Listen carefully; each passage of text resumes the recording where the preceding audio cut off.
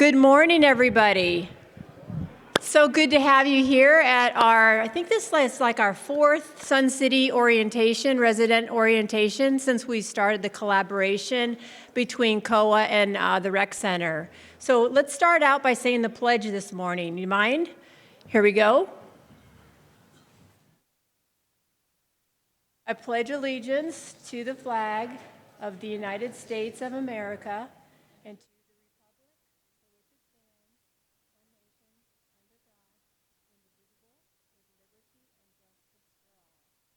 Awesome. Thank you guys so much.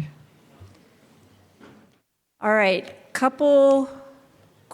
let me see, where am I at here? All right, just a couple things before we start the presentation. If you have phones, if you could put them on silent, that'd be fantastic.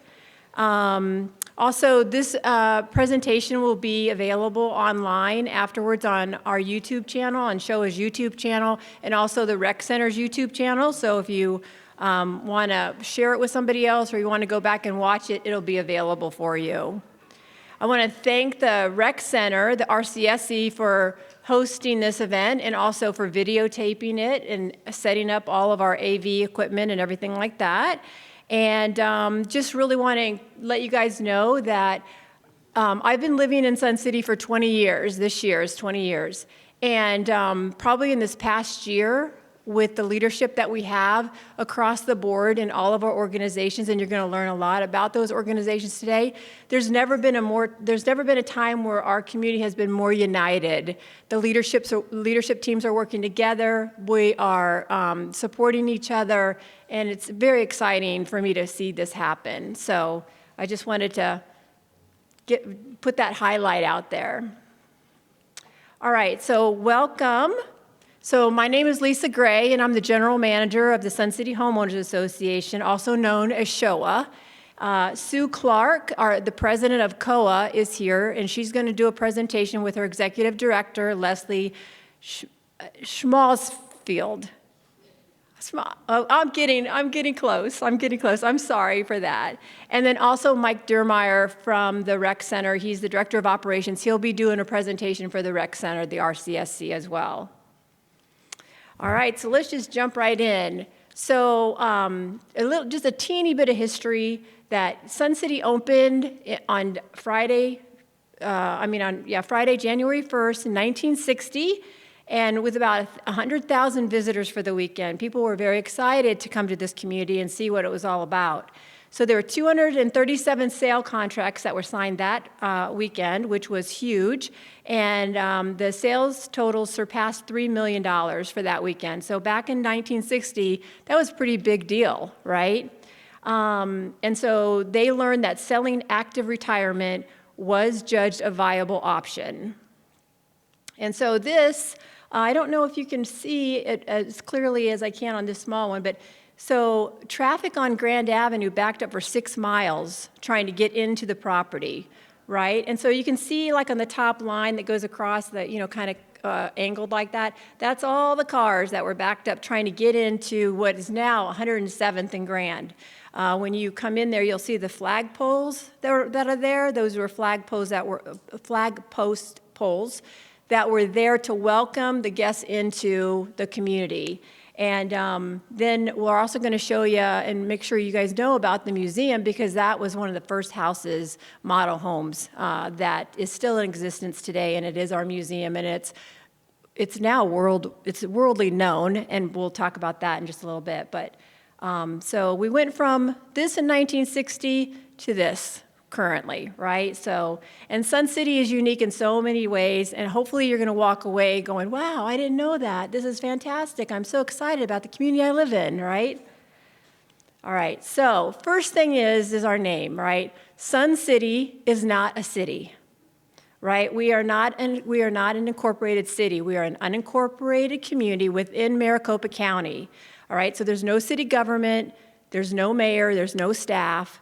Maricopa County is responsible for roads, medians, code, zoning, and law enforcement. Supervisor Debbie Lesko is she's our supervisor for the county, and she's probably the closest thing to a mayor that we have, okay? but we don't have an official mayor. And Sun City is age restricted as well, as you probably all know, and hopefully if you don't, you're going to know today that it is age restricted. Anybody can buy a house in Sun City, but you have to have one person 55 plus living full-time on the property for it to be legal, if you will. No children, no one under 19 can live there on a permanent basis. They can stop by and visit for 90 days, up to 90 days a year, but they can't live on the property. There are no schools in Sun City, and so we currently do not have any school taxes. So we have a senior age overlay, which we're going to talk about in just a few minutes. So SCHOA, just so you know, we have been an advocate for the community since 1963. So for 63 years, we have been watching out for our community. So SCHOA was originally called the Sun City Civic Association, and we played a key role in developing the community that we enjoy today. We were responsible for the installation of the very first stoplights on 107th and Grand Avenue, and we also, the organization also provided seed money to start Sunshine Service and the Sun City Posse. SCHOA incorporated in 1963, and like I said earlier, we've been an advocate for the community for 63 years. So SCHOA is not your typical HOA, right? We were going to talk about these three. We're going to talk about a lot of organizations today, but the three primary ones that we're going to do real presentations on are us, the Sun City HOA, the Condo Association, which currently has 384 condo associations in that umbrella, and then our rec center, right? So many people think that our rec center is part of the HOA, and it's not. So the mission of our organization is to preserve Sun City property values through the fair and consistent application of the CC&Rs. So SCHOA, we implement, or we enforce, if you will, the CC&Rs for all single-family homes. And we also protect the age overlay, which we're going to talk about too. So Sun City is 15 square miles. There are 17,500 single-family homes and approximately 9,600 condo-style style homes. Those consist of like patio homes, Geminis, kind of apartment type patio homes. I think I just said that. Anyway, so I know that Sue and her team are going to kind of touch base and go over that with you. But 17,500 single-family homes is what SCHOA enforces CC&Rs on. So just keep that in mind when we start going through the numbers that I'm going to share with you. 17,500 single-family homes. I don't think that there's an HOA bigger than us in the whole country. All right, so our structure is unique too. We have 9 board members. They're volunteers, and they're elected by our members. We have an election every year, and generally there's 3 that rotate on and off. We have a general manager, myself, and we have 6 compliance staff. In fact, this year, because of our numbers being so, has grown so much as far as complaints coming in, we actually added another staff member. And so we are up to 6 staff members in compliance, and we have 5 in our marketing department. It is a part-time staff. We only work 27 hours a week, Monday through Thursday from 9 to 3, and Fridays from 9 to noon. So again, I'm going to go back to say 17,500 homes. You're going to see how many complaints we receive every year and how it's growing, and this is the staff that handles it. So this is a list of our board of directors, and I know that some of them are here today. I don't know if you just want to stand up really quickly, because I know that our president, Ed Van Ness, is here. I know that Sandy Crawford's here. I know that Alan Lineski's here. And if I missed anybody, I'm really sorry, but I know I saw you 3. Oh, and John Turco, our treasurer, is here. I see him back there. So, yeah, they're a great board of directors. I love working with them. They represent our community extremely well. And then this is our compliance team. Christine Schmitz heads our compliance department, and this is our compliance team. And then Beth Lucas oversees our marketing department. And I can't speak highly enough of the team that we have. When people ask me what I really love about SCHOA, I always say it's my team. The team is phenomenal. They work really hard. They care about the community. All of them but one live in Sun City, and as soon as she's 55, she's moving in. We've already told her that. Right, Beth? But the team loves our community. We love our neighbors, and hopefully we're going to be able to share that with you. Well, we are going to share it with you today that, you know, a lot of HOAs have a bad rap, right? It's like, well, there's a nail, let's use a hammer. Well, that's not what SCHOA does, right? We have a role of enforcing the CC&Rs, but we also see a lot of stuff in the community as we're out and about that folks need assistance with, that we try to help. So we're going to talk about that too. All right, so everyone who lives in Sun City have mandatory deed restrictions. If your realtor said that you do not live in an HOA and you do not have to you can do whatever you want on your property, you need to call that realtor and say they need to call us because they don't know what they're talking about, right? And we know that we currently know that we have a problem with realtors selling in Sun City and not understanding our community. And we're working on a project to hopefully fix that. But we're just in the infants part of that, and but information this year is going to be coming out to try to combat that. So as I said, your deed restrictions are mandatory. You must follow them. You should have received those when you bought the property. Now this is what's very unique about Sun City, and especially folks that are coming in from outside that have been involved in an HOA before. Now, this is a whole different setup in Sun City, and I do not know why our founders did it this way. Our founders did a lot of good things, but they also did some things that weren't so forward-thinking, honestly. So there's no mandatory assessment with your HOA. With your single-family HOA, if you live in a condo-style facility, a condo-style home, you have mandatory assessments on those properties. But in a single-family home, you do not have mandatory assessments. What you pay the rec center, you're going to see the chart, but what you pay the rec center, your mandatory buy-in fees, your mandatory $680 per month assessment, that goes to all the rec center facilities. The eight facilities, the golf courses, the swimming pools, all your fun recreational activities, that's what your assessment pays for, okay? None of that money comes to SCHOA, all right? So we have a voluntary membership of $25 a year, voluntary membership. And hopefully you're gonna walk away realizing all the work that SCHOA does, and we're saying, hey, community, can you voluntarily give us $25 to help support our efforts? I mean, that's the best bang for your buck that you're going to find. All right. So, like I said, SCHOA membership, it's not included in your RCSC assessments, and it's not included in your COA, your condo association assessments either. So, SCHOA versus the RCSC. Again, we're not the same organization. This is the biggest thing. I mean, we have people come in our office all the time pulling out their RCSC card. You know, I'm here to do X, Y, and Z, and it's like, okay, you have to go to Lakeview because we're not the rec center. So since I've been with SCHOA, I've been with SCHOA a little over 4 years. I've been the GM for about 3, and this is the biggest thing that I have tried to do is educate the community on how our system works, right? So we are not the same organization. There's a lot of support between both of us now, but it's just not the same. So this kind of gives you an idea, right? So SCHOA is really, I look at it as protection. We're here to protect the community, not only with the CC&Rs, but you'll see that we watch legislation that could affect us. We definitely work on protecting that age overlay.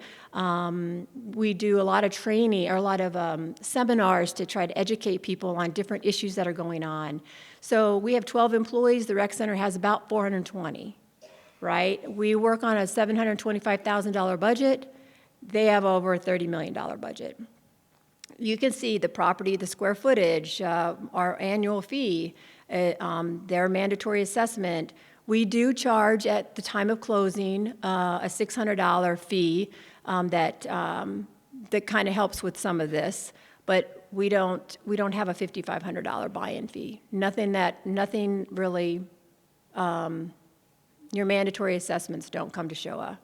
So again, that's the difference. SCHOA is really for protection, and the rec center is for recreation, right? Fun stuff. We both have our place for sure. So what do? We protect. That's what I was just saying. So we enforce the CC&Rs for single-family homes, which I've said. We protect the senior age overlay, right? So we have an overlay on all resident properties that protects us being in that 55-plus community. We protect against legislation that could hurt us and rate increases. Right now, our board has put out a resolution that they oppose the 14% APS increase rate that APS is proposing. And so we have an online petition. We've already gotten over 4,000 signatures on that. We'll present that to the Corporation Commission in May at their final public meeting.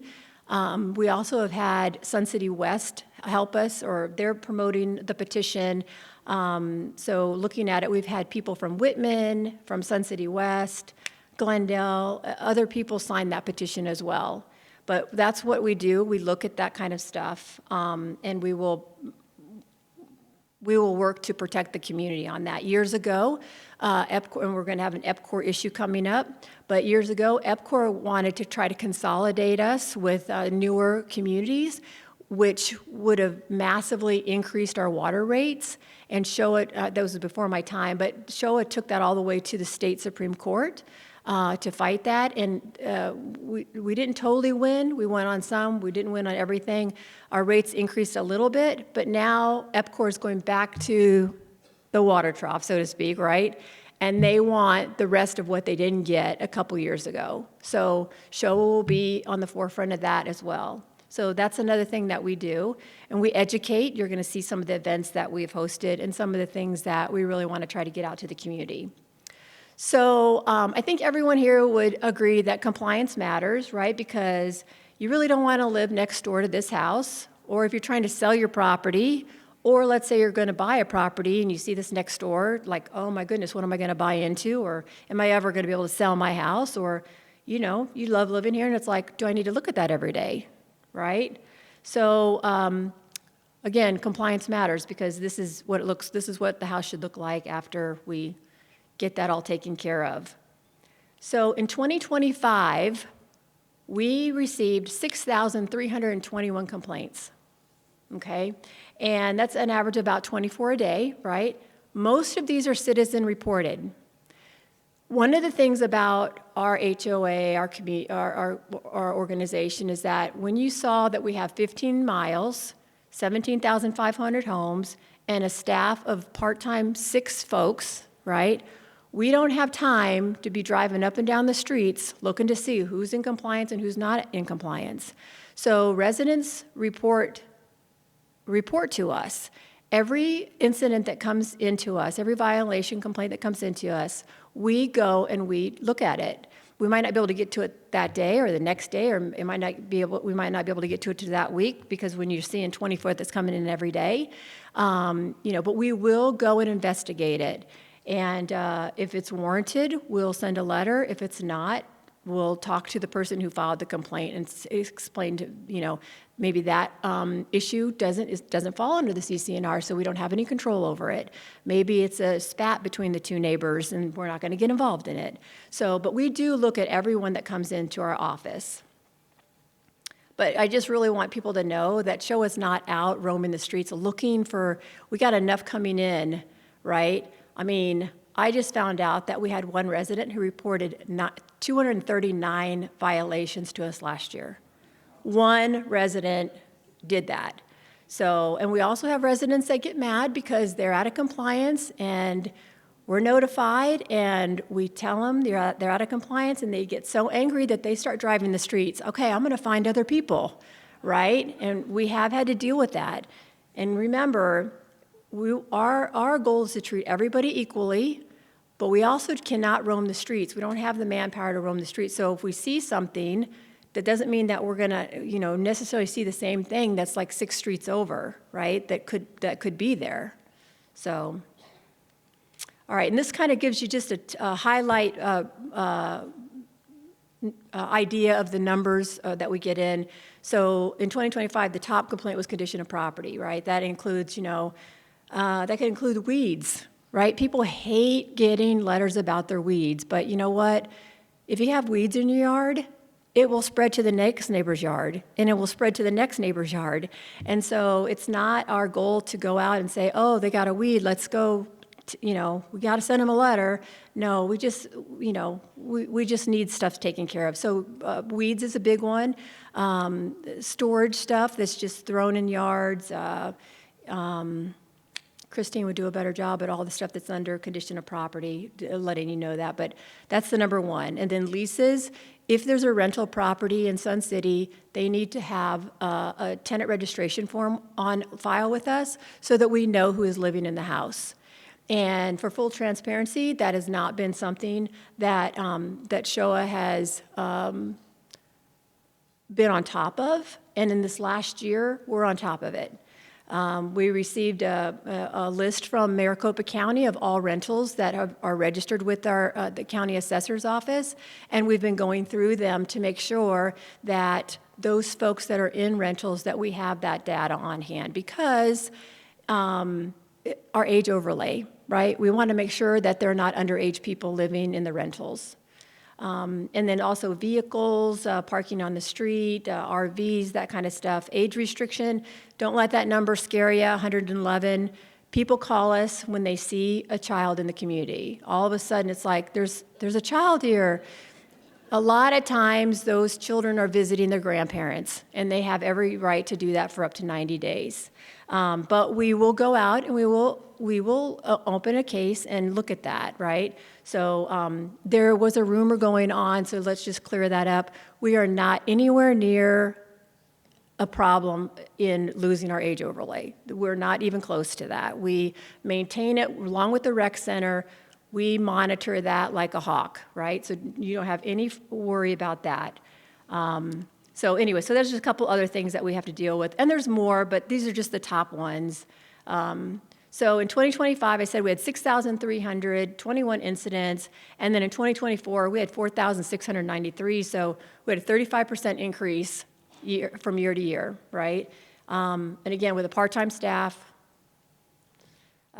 it's just growing. So to date, I think I pulled this number Wednesday, we've had 904 complaints come in 2 months. And again, just 6,321 is what we had last year. All right, so we have a SIP program, and it's a community intervention program. And SCHOA, we budget $10,000 a year for this program. And what it is to help maintain our community standards, vacant properties. We will clean vacant properties if they meet certain criteria. But we do a lot of research on those properties before we will spend money on it, because when we go out and clean a property, we will lien that property, right? But let's say a property cost $1,000 in landscaping. We lien that property, and then we may not get paid for that $1,000 for 20 years, or whenever that house sells. So we do our due diligence before we just randomly go and, oh, it's a vacant property, we need to go clean it. No, we don't. We work to try to find the resident or the owner and get that taken care of first. But there are times where we will, that we will go out and clean the property. And the cost recovery is us working to recoup that cost, because it's an outlay for us. In 2025, we cleaned 5 properties. But there's another thing that we're doing, which I'll talk to you about, I'll share with you, our new signature. I love this event that we do. This will be our third one at the end of this month, so we'll talk about that in just a second. Because normally we clean more than 5 properties, All right, but that was a before that we did on a SIP project, and then that's what we ended up going out and cleaning. So what we do, and I think I've been pretty clear, right? We enforce our CC&Rs, but what we don't do is we do not do law enforcement issues, and we do not get involved in them, other than maybe we'll pass some information on to them that we might get from the community, and we don't get involved in civil cases. You got a problem with your neighbor, we're not gonna get in the middle of it. We don't have a mediation team. That's between you guys and law enforcement. We have issues in areas in our community that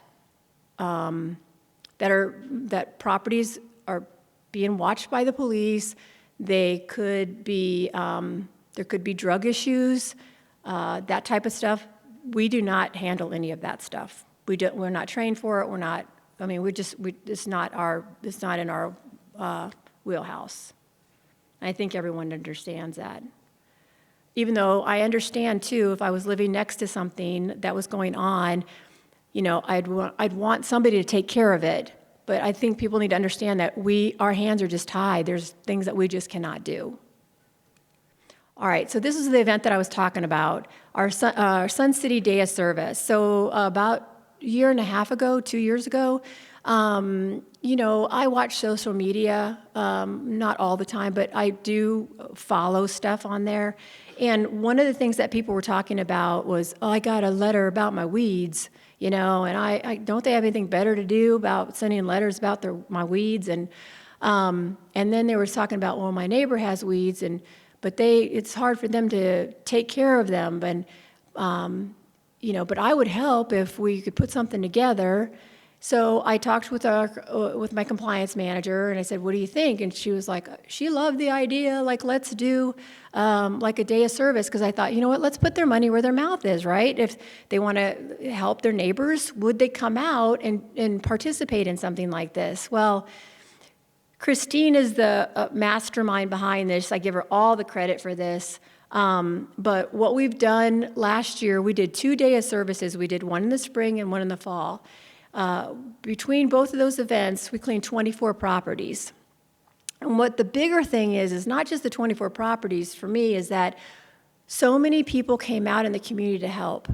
The first one we did, we had about a little over 100 people that came out. We had community members from the community come out. They came out and volunteered. But then also our police department and our sheriff's department, they built teams and they came out and they helped. We had business partners.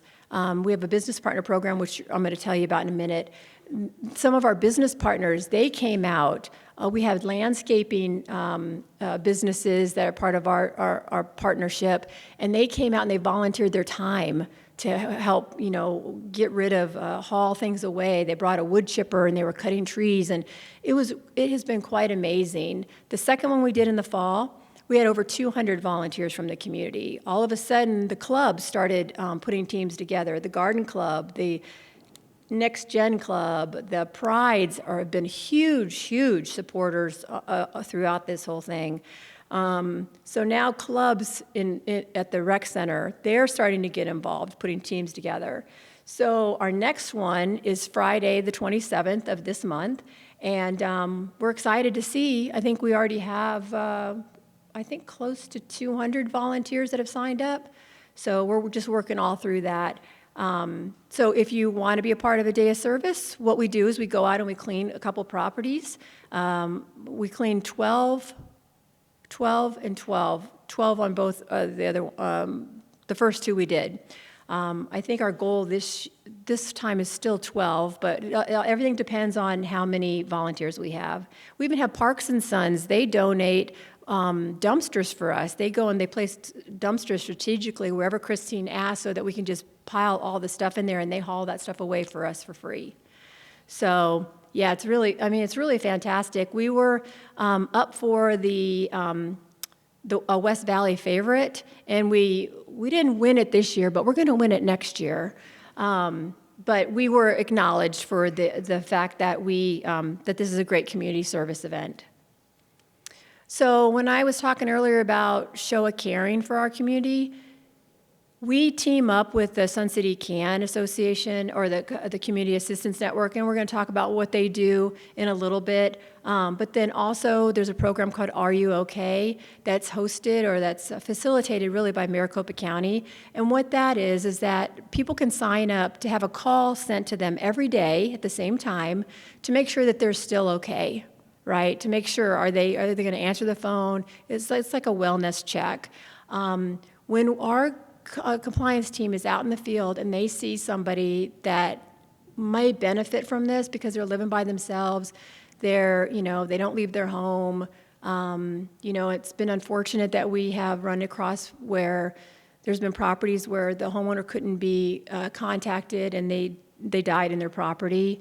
So our team will hand this out and encourage somebody to sign up for that.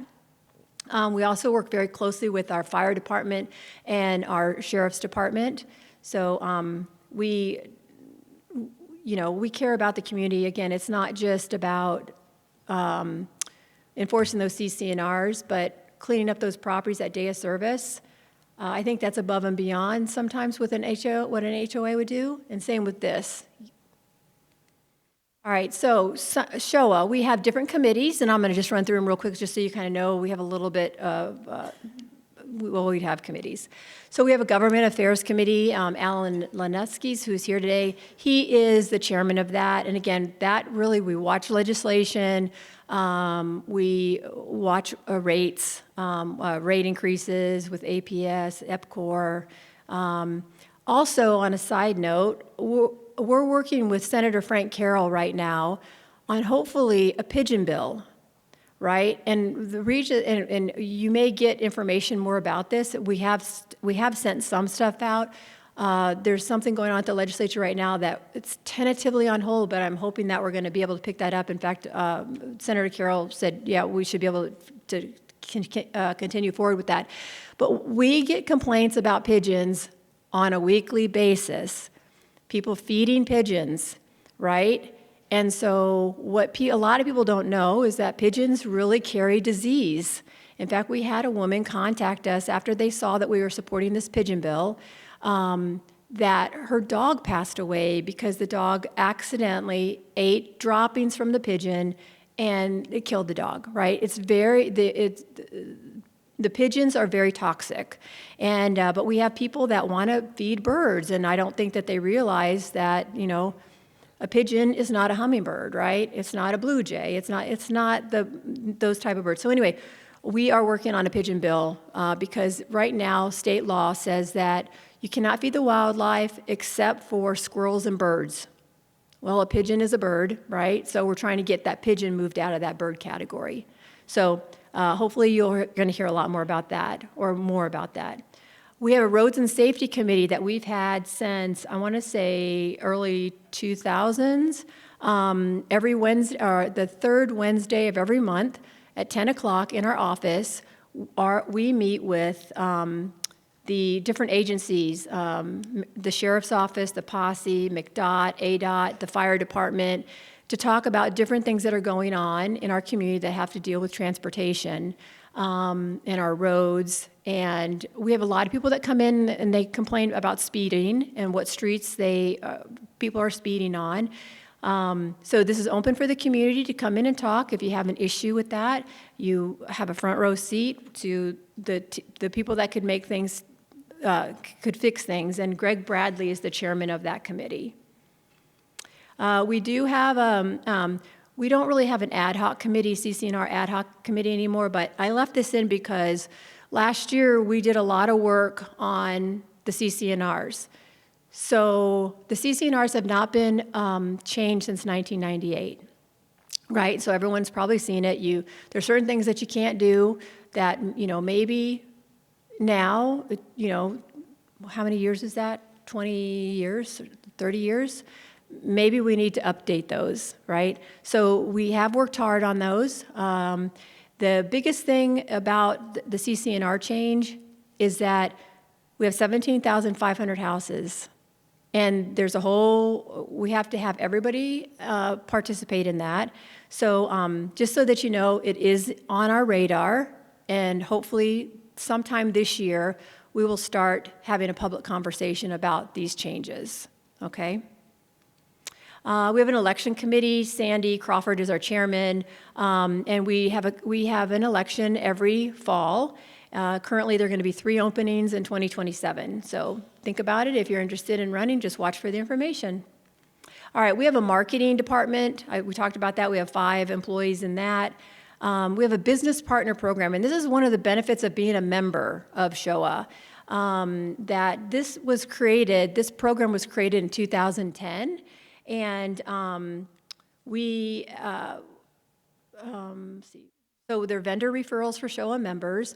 The vendors are vetted. We have a business partner coordinator who vets, who focuses on this program. So we vet them. We make sure that they're licensed.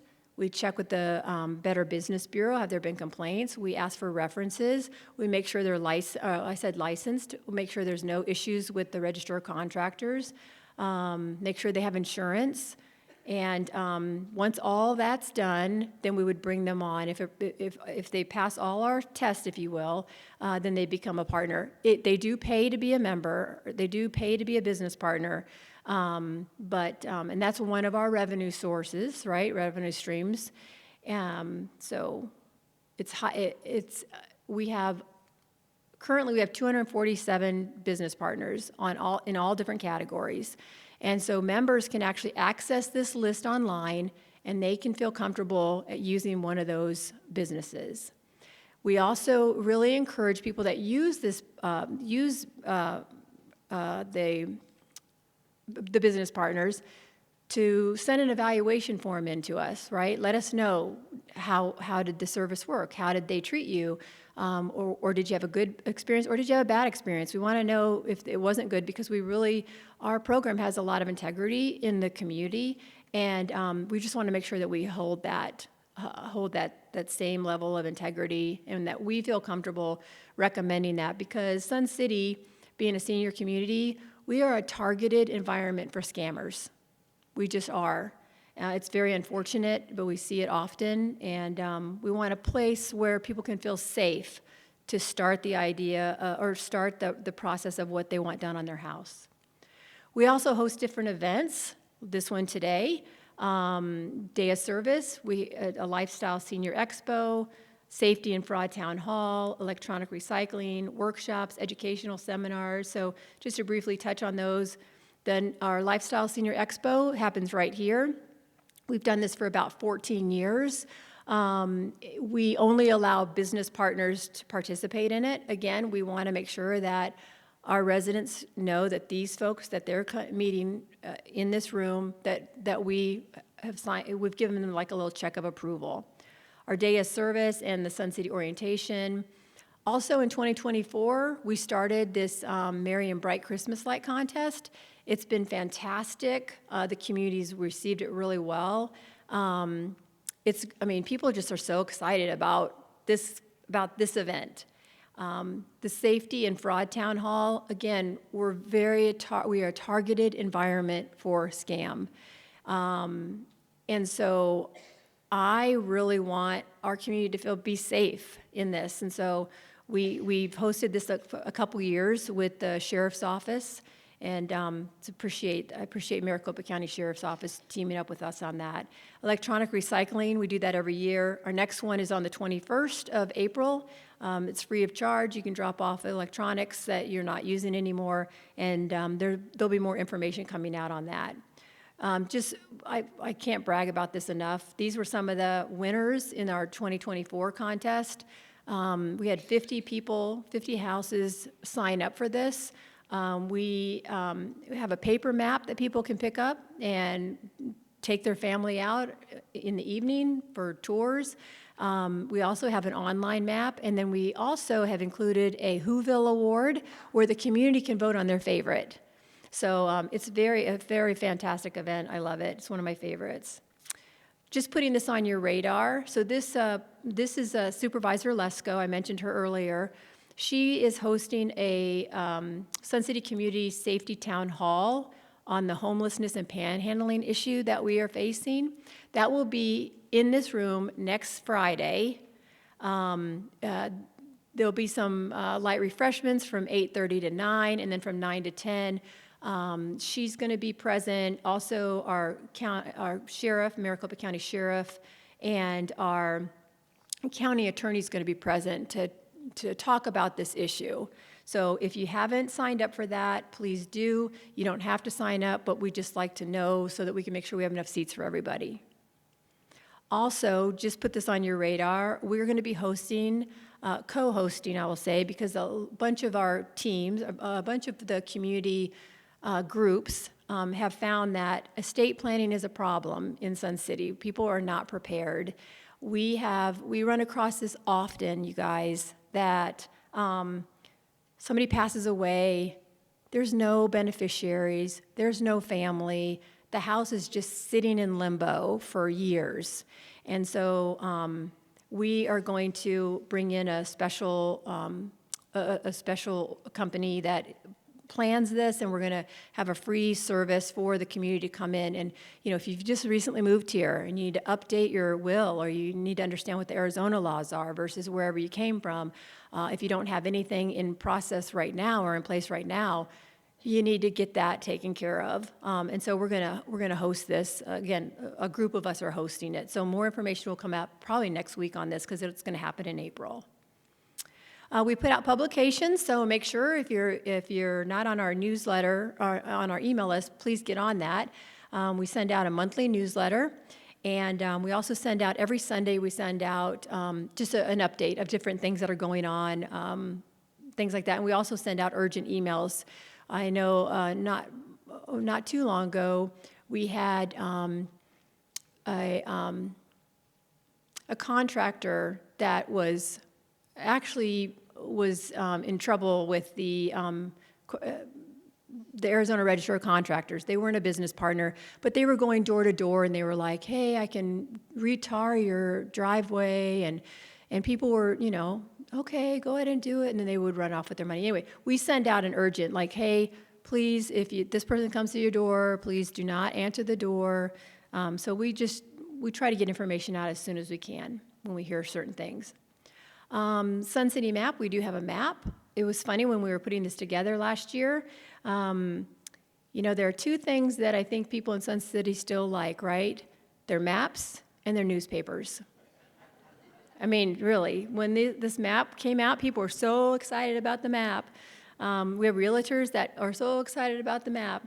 We're such a unique community. I remember when we first moved here, and I say this at every one of these events that we do, the first 2 times that I left the house to go do an errand or whatever, I had to call my husband and say, "How do I get to our house? Because I'm stuck in a circle and I can't figure my way out," right? So after 20 years, I know how to get home now. But, that was that was a challenging time. We also put out different publications. These are the past community resource guides. This one was done this year. Back in November, we sent one of these to every property. So hopefully, if you were living on your property at that time, hopefully you got one of those. It's filled with a lot of good information. Business partners that paid to be in there are, through our business partner program, but there's a lot of really good information in that book. We also have a merch shop online, so you can take a look at that if you want to, support Sun City. None of this has SCHOA logo, SCHOA branding on it. It's all about Sun City. Also, our website, please, if you haven't been to it, please check that out. There's a lot of really good information on that. Your CC&Rs are on that. If you're a member, you can actually access the business partner program through the website. And then we're on Facebook. Highly encourage you, if you're on Facebook, to follow us, because we do put out a lot of information of things going on in the community, things that are going on with us, things that we just feel like you need to know when our events are coming up, things like that. All right, so in 2025, just to give you an overview of what we did, we pulled in, we had 6,321 incidents. We had over 3,600 walk-ins to our office. Over 3,700 phone calls that came in. Now, these are all separate. This does not include the incidents are just the incidents, but the incidents are either they came through email, they came through phone call, they came through our website. So that doesn't include all this other stuff. We also, as you just saw, we do different events. we do community outreach, and we watch legislation. So we do a lot of things, and this is for the entire community, right? I mean, we do enforce CC&Rs for single family, but all the other stuff that we've just shared with you is really for the entire community. So we, again, I know this is redundant, but it's like we protect our age overlay, right? We monitor legislation. We've hosted this since the Roads and Safety Committee since the 2000, and again, all this stuff benefits all of us. We watch the utility rates, those type of things. It benefits all of us. We watch for scams. So just so that you know, our current membership is about 4,900, right? We have 27,500 properties in Sun City. So that means we have 27,500 property owners. We only have 4,900 folks that say, hey, you know, that's worth my $25. So this is my sales pitch, right? Is only 17% of our community is actually a paid member of SCHOA. However, everyone protects 100% benefit from that age overlay. If we were to lose it, which I've told you, we are not even at that place at all, but if you were to lose it, your taxes would be much higher than $25, right? So if you're not a member, please be a member. All right, something else that SCHOA, please be a member. And you can double check at our back table. They'll be glad to help you. All right. We have a foundation, and actually our foundation was voted the best foundation in the West Valley this year. Very proud of it. It's been in existence for a while. It is a 501c3. It is funded only by donations. They're tax deductible, and they are a qualifying charitable organization, okay, a QCO. And what a QCO is Arizona allows you to apply dollar for dollar credit towards your state taxes when you donate to a qualified charitable organization, up to $495 for a single person, up to $495 single, or married is $987 if you're filing jointly.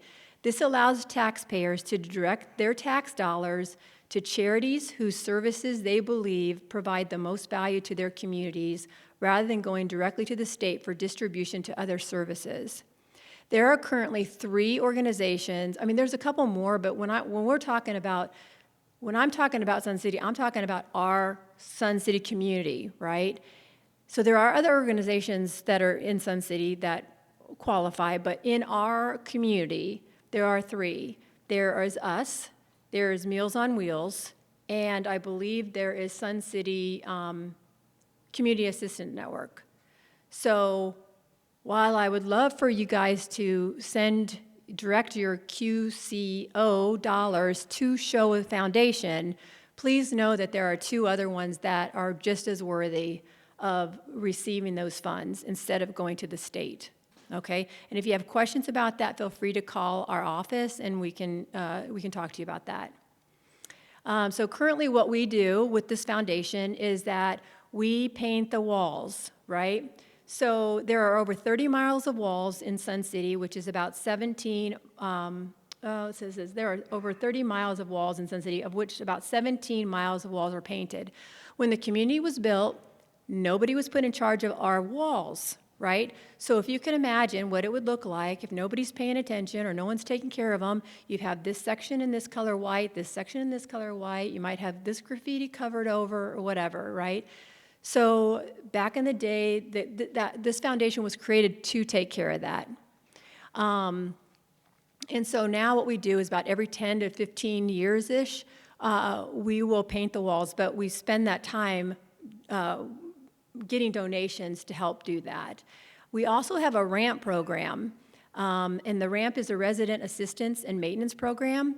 And what this is that, that covers the walls that I just talked about. And then RAMP, so we assist residents with that have financial limitations, right? So this program helps to maintain our community standards.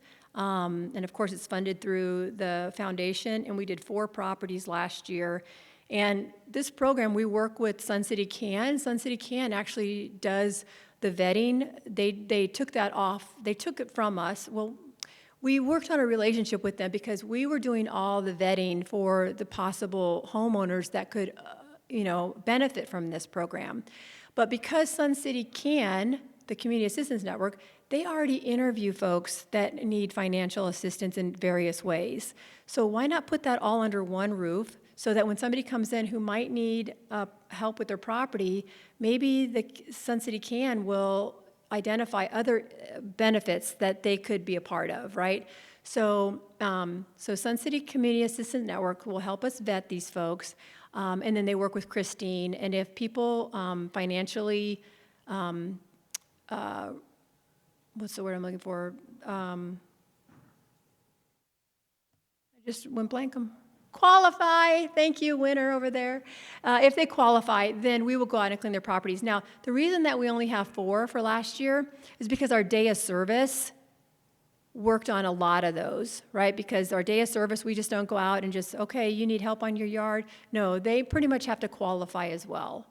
So last year, when you think about this whole program, we did 24 property cleans plus these 4, so 28 properties were cleaned through our efforts. All right, and so this is where we're located, down on 104th and Coggins. Feel free to stop in and visit with us anytime. And that's what I have for SCHOA. I'm going to invite Sue Clark and Leslie Schmalzfield. I'm going to invite them up, and they're going to cover the condo association. And then when they're finished, we're going to have the rec center, and then I'll be back up to close us out and talk about a lot of the other organizations. So, oh, thanks.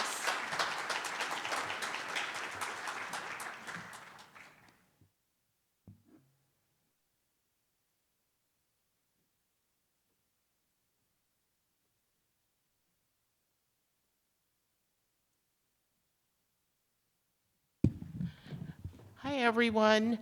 My name is Sue Clark. I'm the president down at the Condo Association.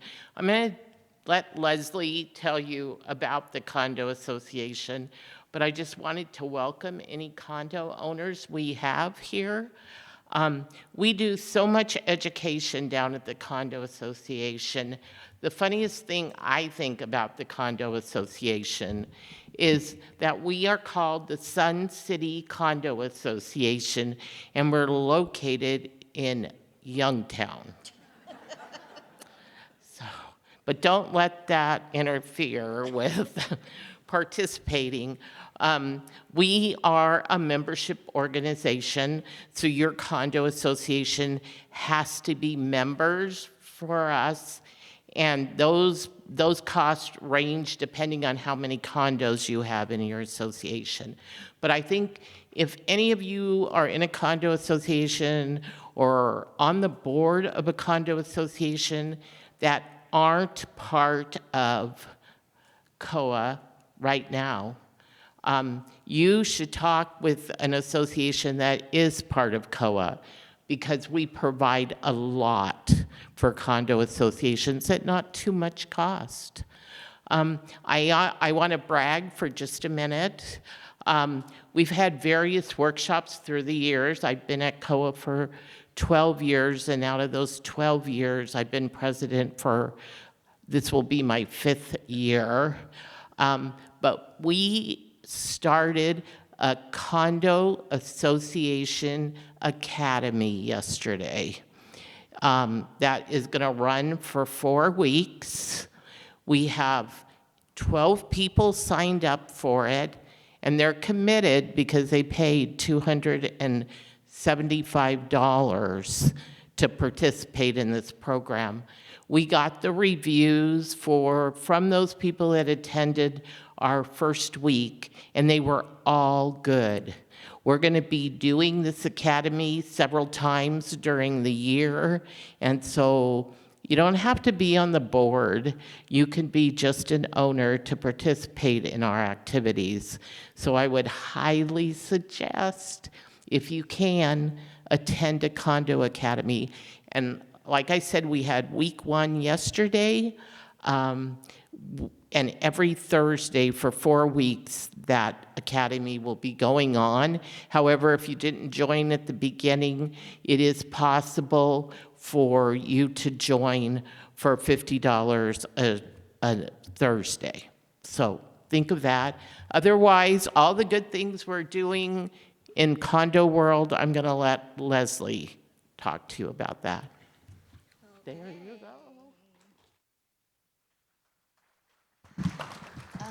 I gotta move this a little bit. All right, good morning. My name is Leslie, and my last name is Schmalz Reed. And that,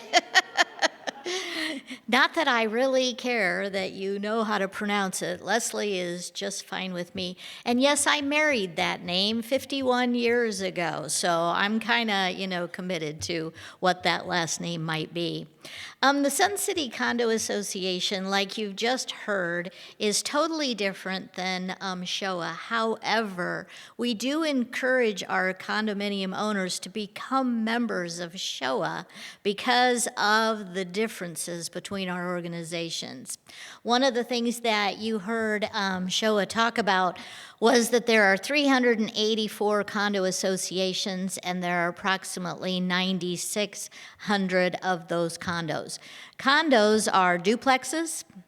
Condos are what we call patio homes, and so you might see them with interior courtyards. As you're walking up and down streets, there might be 5 or 6 of them that are attached, so that makes an apartment style. And I think what's fun to just think about your community is when Del Webb was building not only the houses, and Penny Walker is always talking about this, who is another one of our directors. Penny always says, if you think about the condominiums in Florida that are the high-rise condominiums that are now, having all kinds of difficulties, well, what Del Webb chose to do in Sun City is to take those high-rise condominiums and lay them down flat so that we are all first-level owners within our condominiums. My husband and I moved here 2 years ago. And the reason we moved to Sun City was, first of all, that age overlay. We did not want to live in a community any longer that was not focused on us as the older residents, the older members of our community, for a variety of reasons. But the other reason that we are so intrigued by our community is because of the recreation facilities that we do have. And a lot of things are coming under fire right now because of what condo owners and homeowners are paying for our recreation fees. But there was a very good article on Facebook, believe it or not, where someone really outlined why those fees might be what they are. And what I hope that you take away from today is that you better understand where you fit. We all belong to our recreation centers, so take advantage of them in whatever way you might like. Even the walk around the lake at Lakeview is taking advantage, playing mini golf, deciding to do a craft club. There are so many reasons that Del Webb set up this community, and it is because we are active, older people. My sister-in-law just came to town last night, and one of the things she is pointing out, she's much older than my husband and I, is she is real tired of living around old people. She likes the idea that we are old people, but we are active old people. We want to participate in our churches. We want to participate in our communities. So as condo owners and as single-family homeowners, that's what we have in common as our recreation centers. So here's what we do at the COA. We offer a variety of free workshops to our members. So keep in mind that of those 9,600, we don't know why, but there's 384 different associations. Those 384 different associations are all led by boards of directors. They are the HOAs that you always hear about. And those might be 10.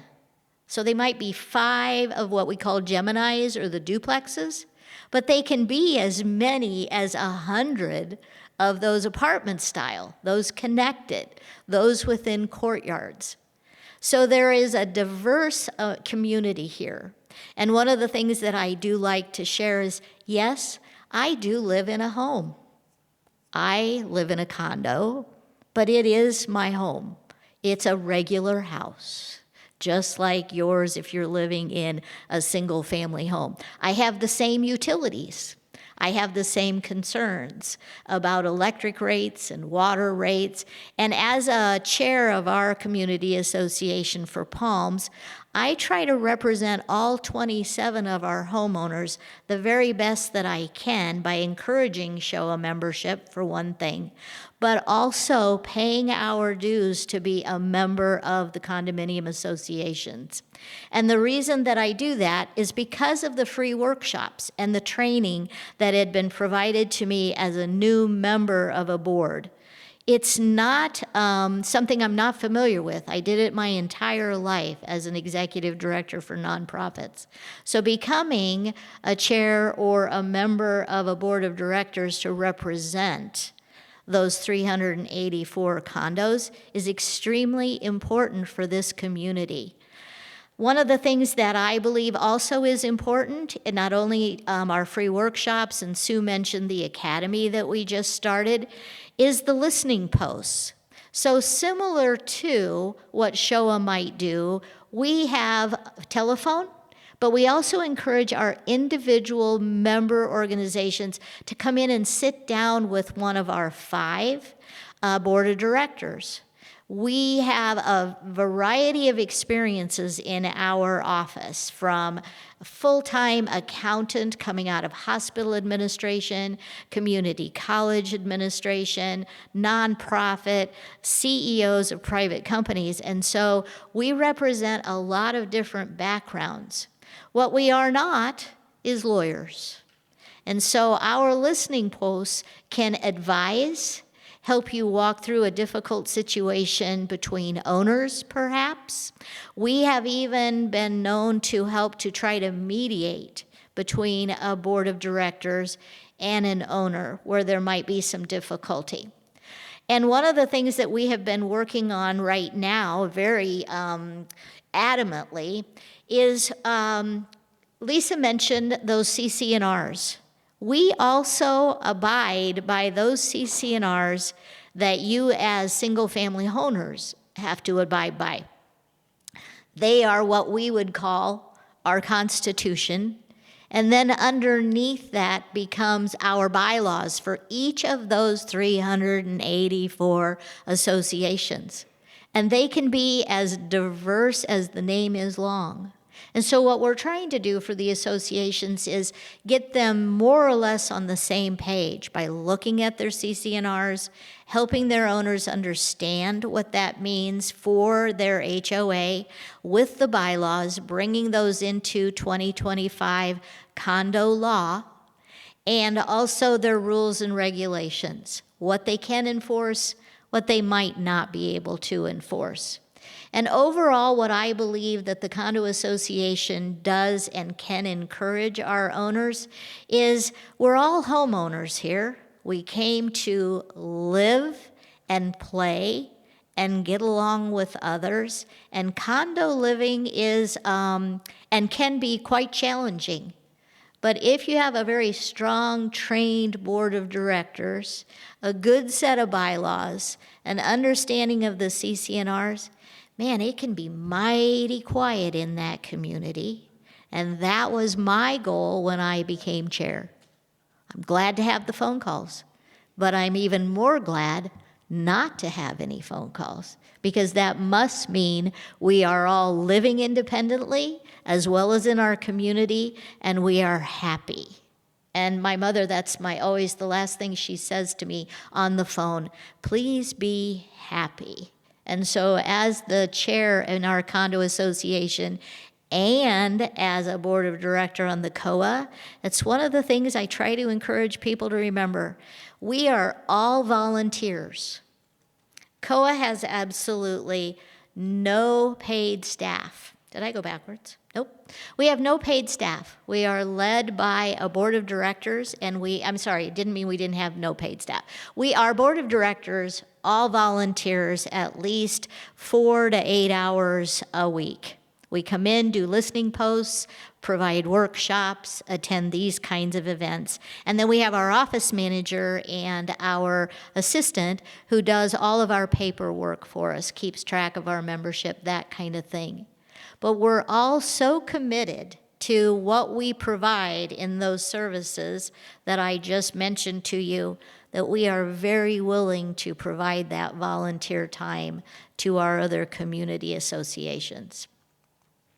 So that's it for us as the Condo Association. I encourage you to stop by our table, get acquainted with Sue this morning while she is here.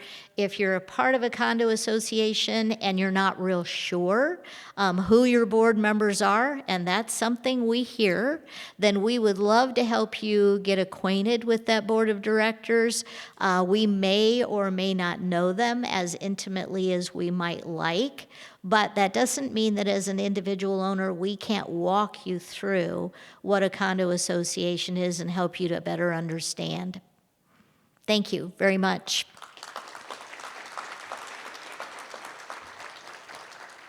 I'm going to introduce you now to Mike, who is the Director of Operations for the Recreation Centers of Sun City.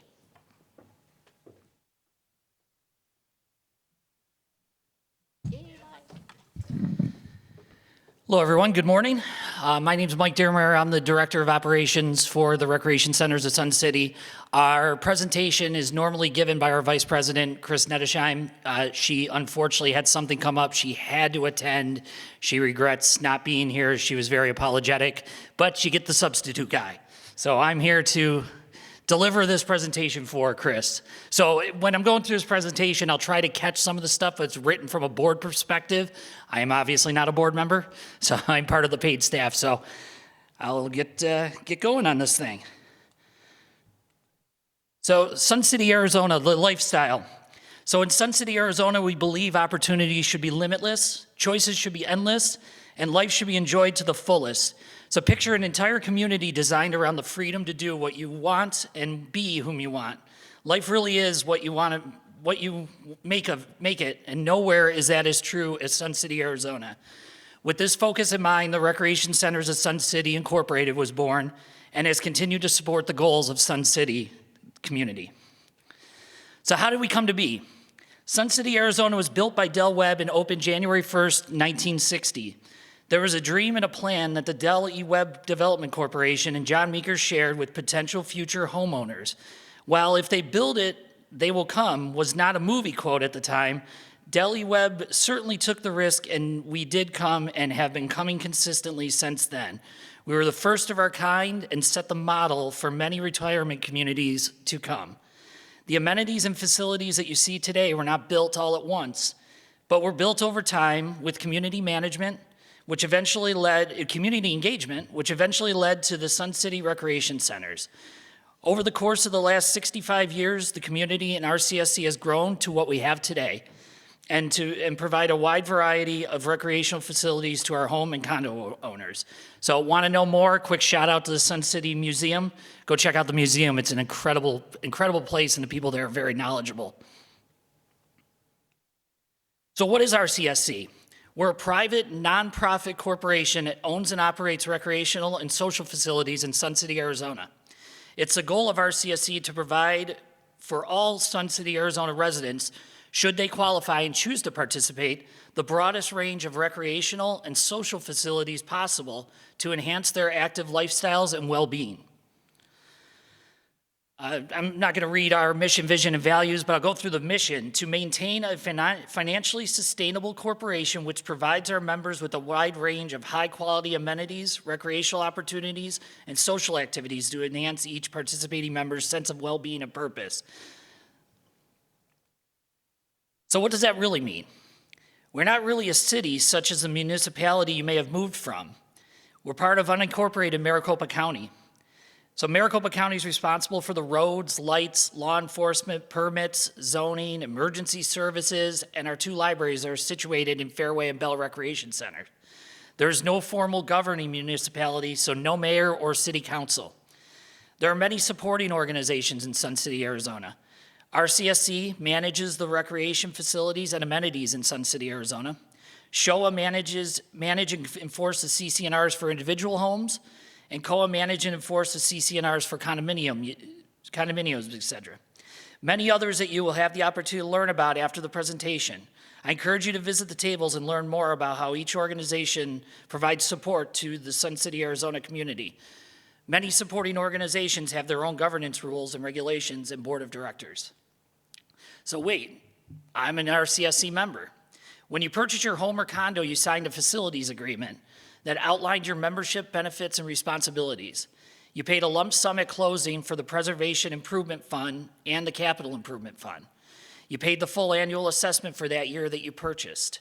As a member in good standing, you gained access to all the RCSC amenities available to all RCSC members, the ability to join committees, attend committee meetings, speak at monthly member exchanges and board meetings, attend the annual member meeting, and vote in the annual election of the board of directors. How my PIF money is used. The Preservation Improvement Fund in 26 is $4,000. It's used for large-scale projects such as the renovation of the Mountain View Recreation Center or golf course renovations. Strict rules pertaining to how the funds can be used regarding longevity and cost of project assets to protect the future of RCSC properties, so it cannot be used for any operational budget needs. SIF money, $1,500 in 2026, used for smaller projects with a lower cost and shorter lifespan, such as golf maintenance equipment and smaller facility upgrades. Again, strict rules around how we can use these funds, and they cannot be used for routine operational budget needs. How my annual assessment money is used. So in 2026, the annual assessment is $680, and that covers the operations, maintenance, and repairs of the day-to-day running of RCSC properties, such as keeping the pools and fitness centers in good repair and salaries and benefits for employees. Your first stop, card member services, where they'll process your paperwork as it arrives after closing on your property, provide you with a member number, provide you with member cards, authorize club space usage as needed, and provide you with additional information regarding your membership related to the corporation. Your second stop, the Visitor Welcome Center. Our Visitor Welcome Center provides new and existing members with information regarding RCSC and the Sun City community. Some examples, publications about supporting organizations, club information, printed copies of the Sun City Update, a tour of the Bell Recreation Center, and much, much more. How RCSC is governed.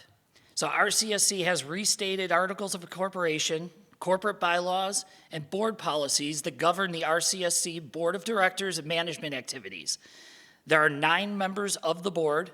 A minimum of 3 directors are elected in each year in December. The board holds monthly meetings with the members, member exchanges where members can speak on any topic of their choice with the board, and board meetings where the business of the corporation is conducted.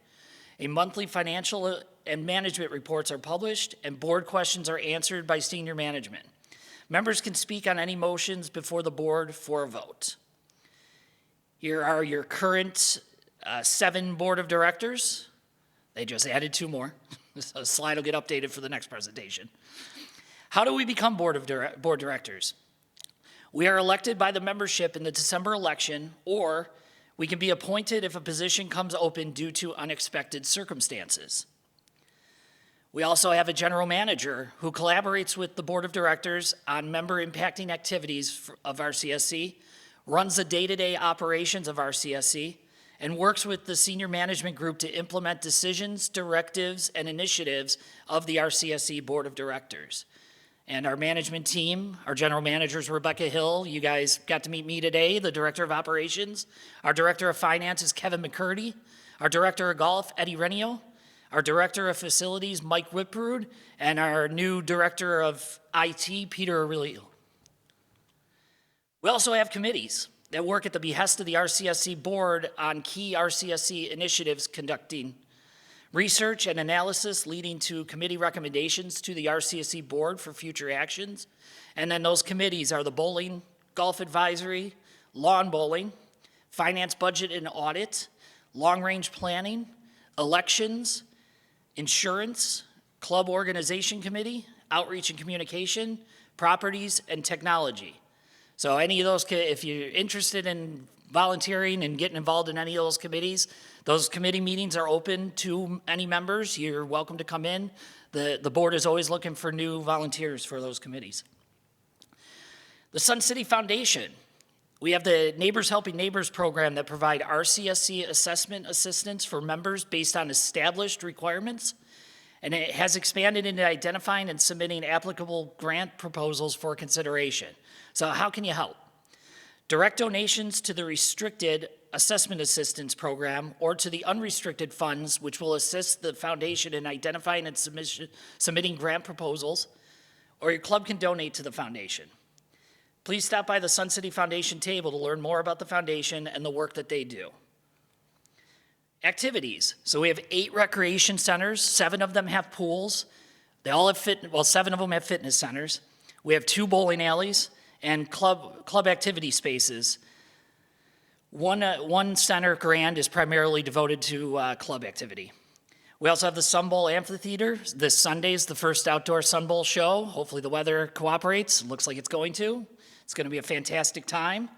We have the softball field, Meeker Mountain, Viewpoint Lake, and Duffyland Dog Park. 8 golf courses. We have 5 regulation, 3 executive courses that RCSC owns. 124 clubs with activities from cribbage to dance to swimming to clay to jewelry to aquatics to politics to languages to antique vehicle restoration. Fall, winter, and spring concerts. Our new summer program, Fun Out of the Sun, that we've been doing for the full-time residents, and much, much more. How do I get engaged? So participate in RCSC activities, join a club, a committee, come to the member exchange meetings, come to board meetings. You can send an email to the board of directors at suncityaz.org. That's how you get a hold of the board. Share your email address with RCSC. Read the Sun City Update monthly and the weekly email weekly. Follow RCSC on Facebook and YouTube. And visit the Sun City Museum to learn more about Sun City, Arizona, its birth and its evolution. So I think I'm done. Lisa, you're back. Thank you. Sorry, I didn't know when it ended. You're good. Good job. Yes, I'm back. Great job, Mike, especially your last minute. Great job. Hey, I wanted to just put this out there. It came across, I should implement this in our part of the program, but we talk about Maricopa County, and they are responsible for permitting and certain things, right? Well, just so you know, your CC&Rs trump the Maricopa County permitting. So make sure that if you want to do any changes on your property or you want to do something, make sure you check with our compliance team to make sure that you are going to be in compliance with your CC&Rs.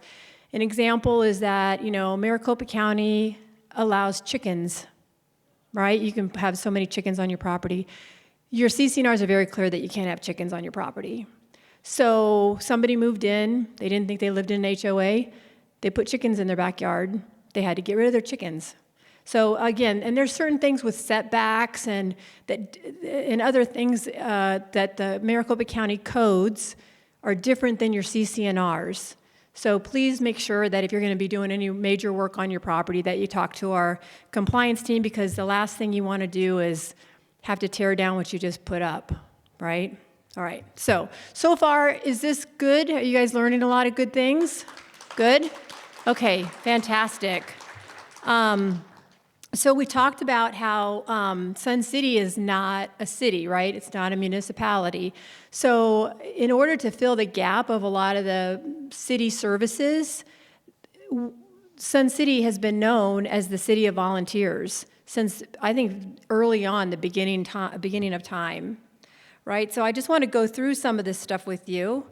Before I say that, just so that you guys know, I think I said earlier when I started that I've lived in Sun City for about 20 years, and this is the first time that I have seen that the leaders in our community are all working together. We're supporting each other, we're helping, I mean, it's phenomenal. And so every month, the leadership of these organizations, the majority of these organizations, get together and we talk about what's going on in our world and how can we support each other. So that estate planning event that we're talking about, this leadership coalition said, you know what, I think we need this. So we are all going to be hosting that. So that's just an example. All right, so City of Volunteers, our rich history. So Sunshine Service, how many are you familiar with Sunshine Service? All right. So Jim Sinclair, who's the former executive director who just retired, now we have a new executive director, Robin Bergio, is here today. He's going to bring a great, he's going to carry this on for Jim, so it's been fantastic that he's here. But Jim used to say that Sunshine Service was the best kept secret in Sun City. And at our last event that we had, a last orientation, I asked that, how many people knew it, and almost all the hands went up. And I said, well, I think Jim has conquered that, right? He's gotten the word out, people know what it is. But for those of you who don't, so it helps to supply our residents' needs with durable medical equipment and other household things free of charge. So if you live in Sun City and you need some kind of medical equipment such as wheelchairs, crutches, hospital beds, walkers, just to name a few things, you can contact them and you can borrow that for free at no charge. So there's never a charge. There's never a charge for anything they loan, though donations are always appreciative, of course. According to their website, they are housed in a 22,000 square foot facility, and the property and their inventory is valued at more than $1.6 million. And they've received local and state and national recognition for this organization. They are a charitable nonprofit, and they're funded by volunteer contributions and memorial gifts.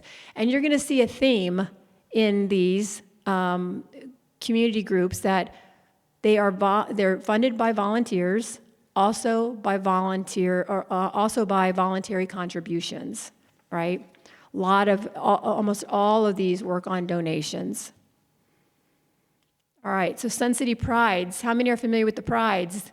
The orange shirts on the roads when you drive by. So let me put this down here. So the Prides organization stands for the Proud Residents Independently Donating Essential Services. Say that 3 times real fast, right? Their mission is to assist Maricopa County in keeping Sun City a clean and beautiful place, which they do a phenomenal job. And they've been doing this since 1980. This organization has historically kept us beautiful, wearing those bright orange shirts as they focus on the community landscape. They are responsible for the Welcome to Sun City signs when you drive into our community. They are a nonprofit organization. They became a nonprofit organization in 1982, and by 1983, they had 319 volunteers. Today, their volunteers are in a number of over 200, and they haven't slowed down one bit. Maricopa County has estimated that the 62,000 hours performed by the volunteers have a value of more than $400,000 annually. So they're doing an amazing job, and they are a big part of our day of service. So kudos to the Sun City, to the Prides.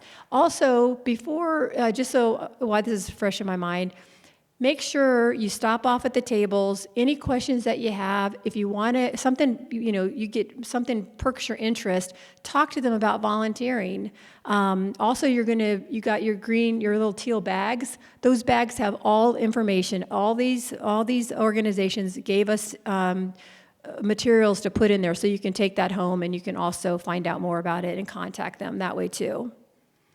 All right, so the Sun City Posse, their mission is to enhance the safety and well-being of our residents, and they work closely with Maricopa County Sheriff's Office. Along with patrolling the streets, they provide a variety of services to residents. And they are staffed by an all-volunteer team.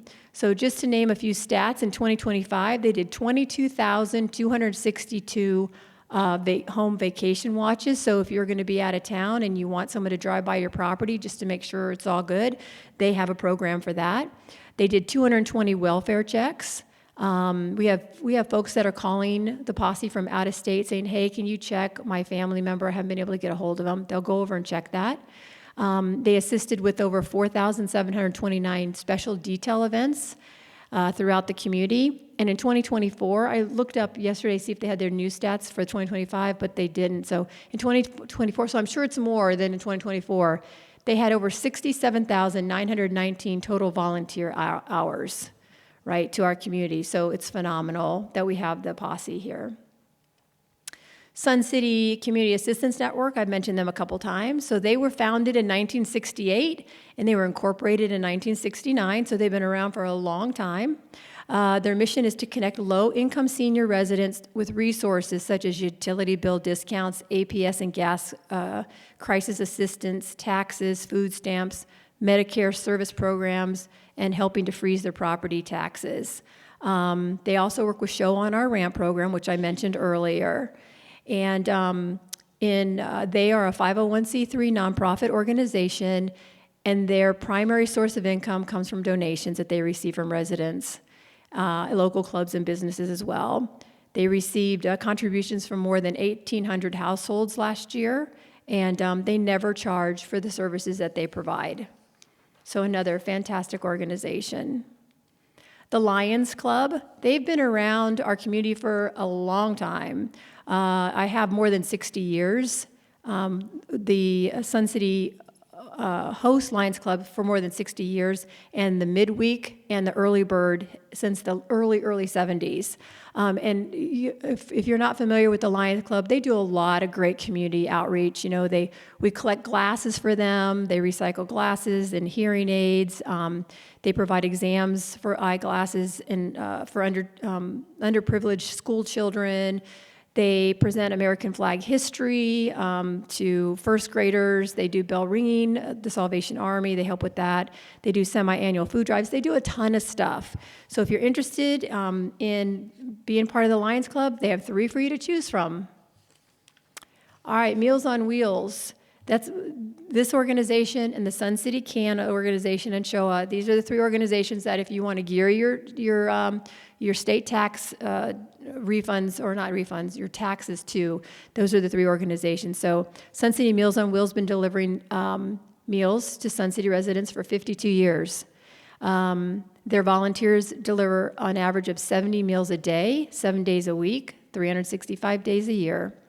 The service is helpful for residents who are experiencing recovery from surgery or illnesses, special diet needs, or have difficulty cooking themselves.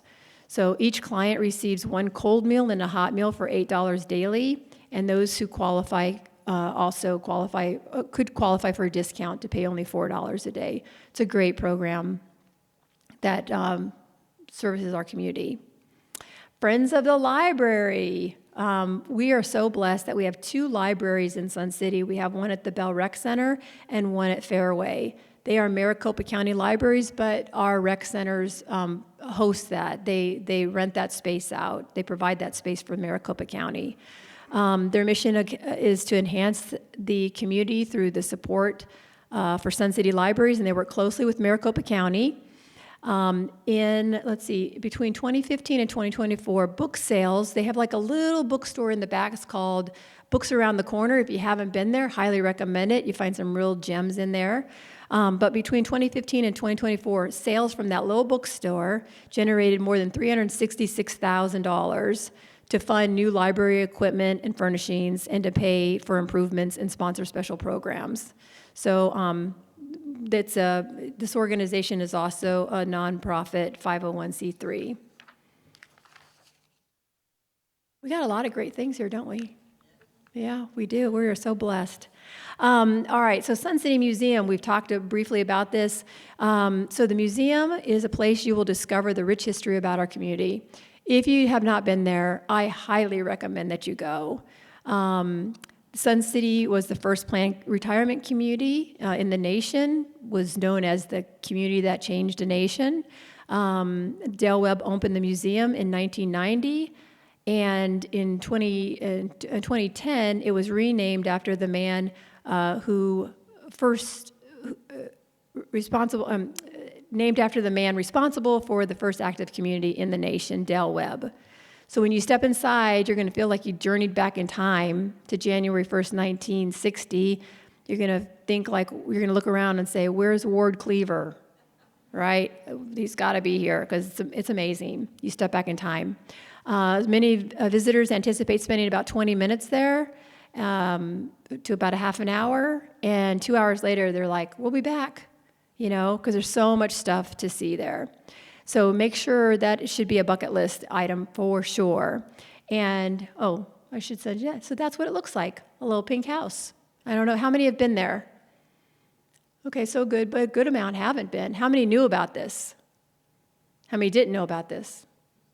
Okay, so a couple. Yeah, good. All right, fantastic. All right, so this is the Jubilee book, and every one of these events that we have, the museum has graciously given us one, and so there's a golden ticket under somebody's chair. And if the golden ticket's under your chair, then you're going to win this book. So why don't you take a chance and stretch and look under your chair and see if you have a golden ticket that is taped to the underneath of your chair. This is always the fun part.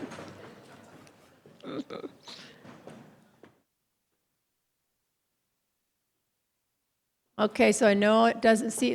Double check the chairs next to you, whoever's the closest to the golden ticket.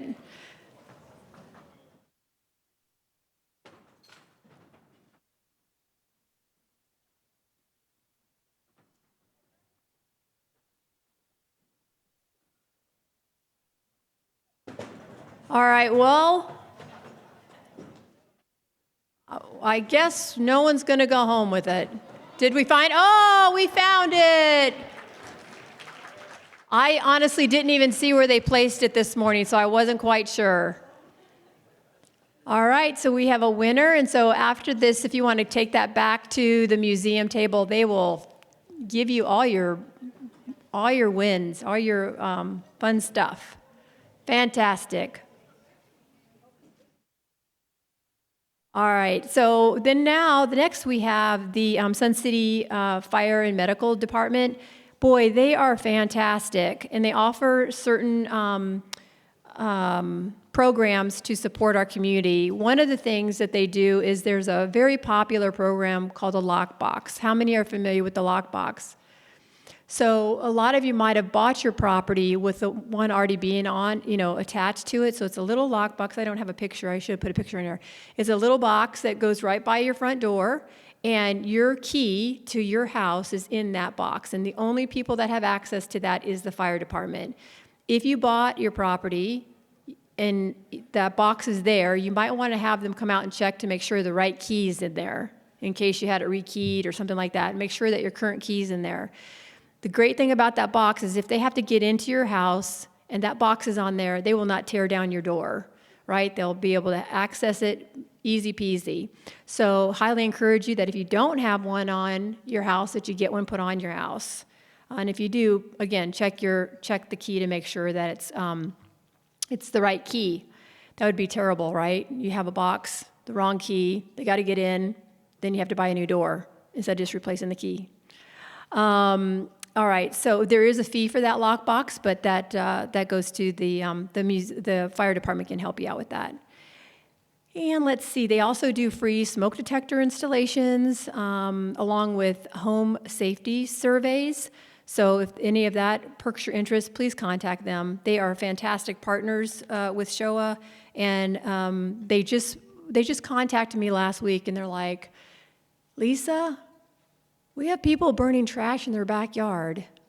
Well, that's illegal, right? So Kenny, the fire marshal, wrote an article, and we submitted it to the newspaper to educate folks that you can't burn anything in your backyard. You can't burn your trash, you can't burn your debris, you can't burn anything in your backyard. In the last month, we had 4 house fires in less than 3 weeks. So, it happens, and burning trash in your backyard could definitely make that happen. All right, so the Maricopa County Sheriff's Office, again, they are fantastic. We work great with them. And so just remember that Sun City is not a city, and we don't have our own police force. They provide our law enforcement. They also work very closely with the posse, because the posse, there are more posse. To be really honest, there are more posses on the street than we do our sheriffs, just because of, the staffing and that type of thing. But they work very closely with our sheriff's department. So they are fantastic. Both the sheriff's office and the fire department, they have teamed up with us on the day of service as well. They really invest in our community.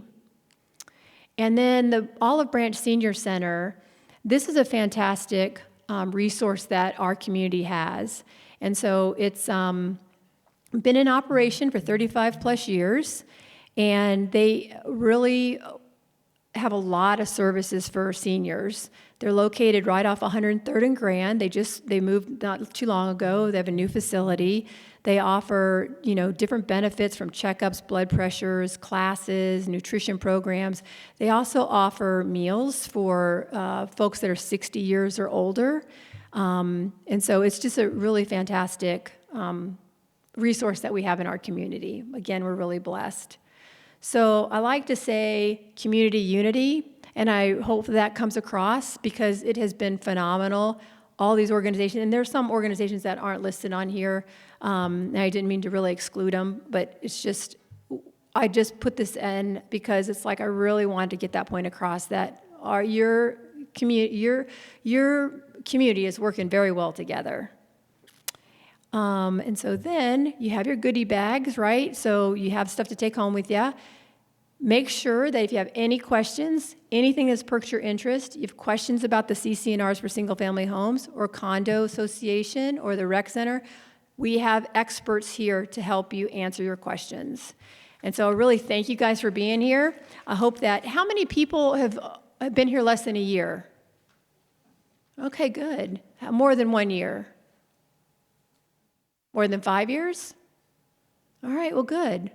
Well, hopefully everybody walks away learning something that you didn't know, and you can share this. Our next one's going to be on October 9th.